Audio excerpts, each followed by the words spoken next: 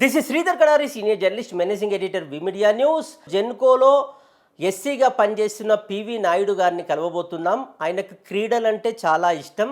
61 సంవత్సరాల సమయంలో కూడా వాళ్ళ పిల్లలతోని టెన్నిస్, షటిల్, బ్యాడ్మింటన్ ఆడుతున్నారు.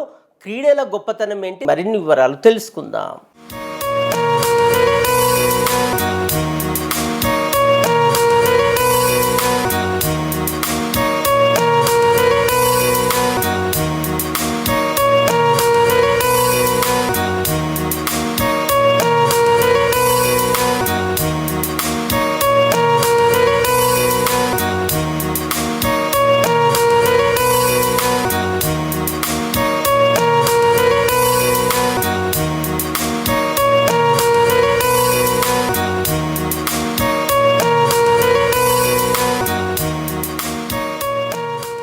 నా వయసు 61 సంవత్సరాలు. ఇప్పుడు నేను చిన్నప్పటి నుంచి బ్యాడ్మింటన్ ఆడేవాడిని. ఊర్లో స్విమ్మింగ్ కూడా, ఊర్లో చెరువులో ఈత కొట్టేవాడిని. ఇప్పటికీ స్విమ్మింగ్ చేస్తాను.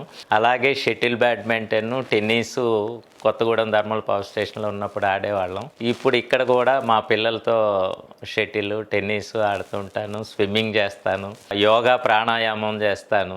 ఇవన్నీ కూడా నాకు ఆరోగ్యాన్ని, ముఖ్యంగా మా భార్య తను ఏంటంటే ఆహారం కూడా చాలా చక్కగా, తనకు ఆయుర్వేదం మీద అవగాహన ఉంది. తను కూడా యోగా, ప్రాణాయామం చేస్తుంది. సో రెగ్యులర్గా మనం ఆరోగ్యంగా మన బాధ్యతలు నిర్వర్తించాలంటే ముందు ఆరోగ్యం బాగుండాలి. దానికోసం మనకిష్టమైన ఒక క్రీడ, ఒక ఆట ఆడుకోవచ్చు, లేకపోతే యోగా, ప్రాణాయామం చేయొచ్చు, లేకపోతే స్విమ్మింగ్కి వెళ్ళొచ్చు. ఏదో ఒక రకమైనటువంటి వ్యాయామం ఉండాలి.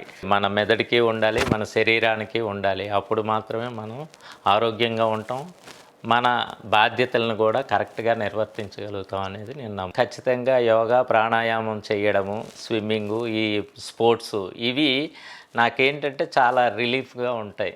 అది హెల్త్తో పాటుగా పిల్లలతో ఆడుకుంటాము, ఇదంతా ఆనందాన్ని ఇస్తుంది. ముఖ్యంగా ఆరోగ్యానికైతే సహకరిస్తున్నాయి. యోగా అనేది మనకి భారతదేశంలో మొదటి నుంచి ఉన్నటువంటి ఇది ఒక శారీరకమైనటువంటి, మానసికమైనటువంటి ఉన్నతి కోసం యోగా అనేది పూర్వుల నుంచి, ఋషుల కాలం నుంచి ఉన్నటువంటి దీన్ని నాకు కొత్తగూడెంలో ఉన్నప్పుడు గురువుల దగ్గర నేర్చుకున్నాం. SSY అనేది ఉండేది, చేసాము.